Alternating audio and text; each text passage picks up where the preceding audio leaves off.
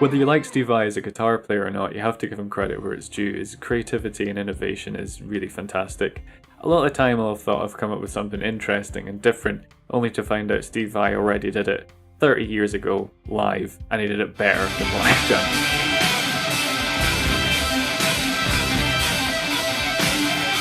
So what I'm going to do is break it down note for note, and then I'll talk a little bit about the effects I think he's using here to get a sort of similar sound. In terms of the tone, I've tried to go for a kind of Vai sound, but it might just end up sounding incredibly processed, for which I apologise. So what he's basically doing is outlining this D minor 11, D minor 7 add 11, however you want to think about it. But he's doing the mad tapping thing, as you probably gathered from the intro. This hand being here isn't actually just a flashy thing. What I'm doing is I'm using my palm to mute the strings and stop them from ringing out. So it's a really essential thing. You'll need to experiment a little bit about how hard you need to press in or how lightly you need your hand to be so you don't get excessive string noise. There's a few rules to this lick. So one is that it always alternates fingers, so you're not going to double tap, like that's not going to happen. And it always alternates hands as well. It could get a little bit confusing talking about this, so I'm not going to talk about the notes on the tab because they're there and you can see them. And what I'm going to do when I mean this finger, I'm going to say right 1, this finger's right 2, this finger's right 3, that would be left 1 and left 2. So I'm going to try and tackle this. Also going to break it down into groups of notes because I think that's the easier thing to do. Now, the way this works is each finger kind of has a fret it just takes off. So right 1 is on the 12A, left 1 is on the 10D, right 2 is on the 12G, and then right 3 is on the B13, and then your middle finger goes on the 10th fret on the E. So you should have... And the good news is they don't really move from here, you get to kind of hover above those frets. The first part, to break it down, would be... So what I'm doing is right 3, left 2, right 2, left 1, right 1. So there you can see it's not only going between hands, but it's also going between fingers. Right?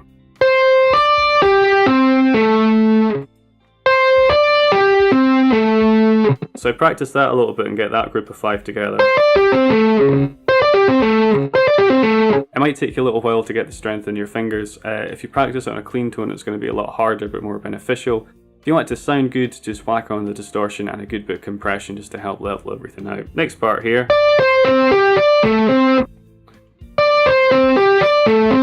So what I'm doing there is left 2, right 3, left 1, right 2, left 2, right 1, left 1.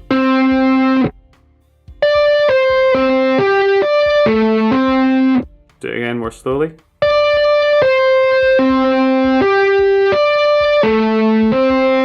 So again, I'd practice that bit by itself in isolation.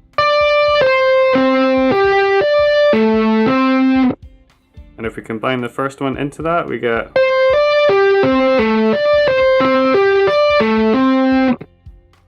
I'll do that once more. Now that entire section repeats, and what we're going to have is a bit of displacement here. For more on displacement, please check out this video. I just seem to love displacement recently, it's fantastic. Anyway, I digress, sorry for that. So we got this group. Then you just repeat that. So I'll do that back to back.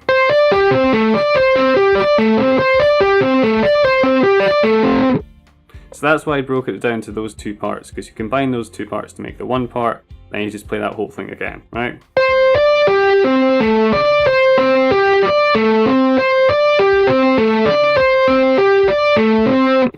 After that we have a slight change. It's probably the easiest part of it. It acts as a turnaround and kind of levels out the bar so it's no longer displaced. So what we've got here is right 3, left 2, right 2, then we've got left 1.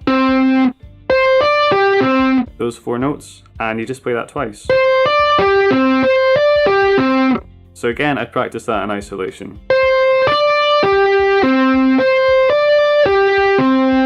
And if I add it into the rest of the lick,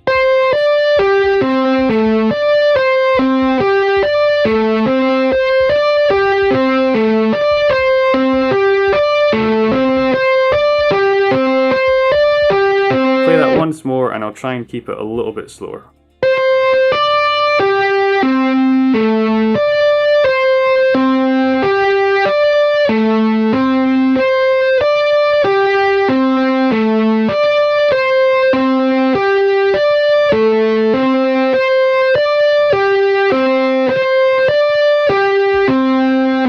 Like I say, the real trick there is to learn each part kind of separately, get it in your ear, then try and add it all together.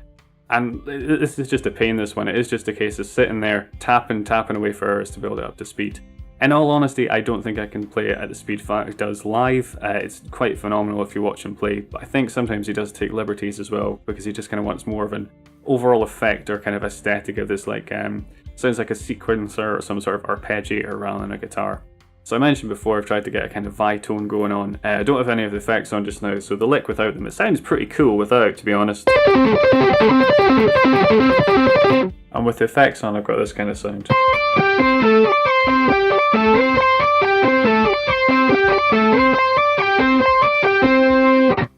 So what I've done here is I've put on a pitch shifting thing, so as well as hearing this note, you're hearing the octave above it and then really quietly mixed in the octave above that again. The other thing I've put in is a couple of kind of synths that I've layered on top of it. So the synths aren't polyphonic, so if you hit two notes together, it causes quite a bit of a mess. So that also kind of forces you to really play it in a really staccato way. The synths also have the slight, like the glide into the notes slightly.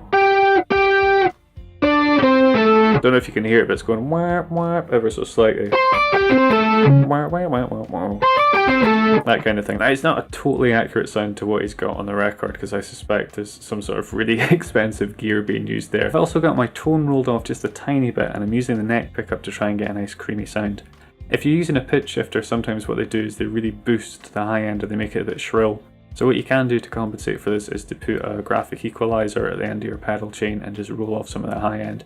Alternatively, just take some of the treble off on the amp or some of the presence control, roll it down a little bit. A good way of testing how well this hand's doing its job is just tap these strings, and if you hear any noise like that, or this hand isn't quite right, so you want to tap them and you just want a dead stop after. One of the tricks with this is just playing it enough that it becomes muscle memory. If you're having to think about it, it's going to be very difficult to do. For me, I kind of just go by this finger. For some reason, that just works as a guide for me. I can kind of think about that one and not much else, and it helps me. You might find another finger works better for you in terms of kind of an anchor or start of a chunk. Cool, so as always, hopefully you guys have found this video useful. You've taken something away from it, whether it's putting on stupid effects, or kind of doing mad tapping stuff, taking a simple chord and arpeggiating it, or adding kind of synthesizers, pitch shifting, using displacement or then a little turnaround to put the displacement back in time, and perhaps most obviously having a really flashy lick to show off with. If you enjoyed the content, you've learned something, managed to take some information away from it that you find useful, please do consider to share, like, comment or subscribe if you feel so inclined. Cheers guys.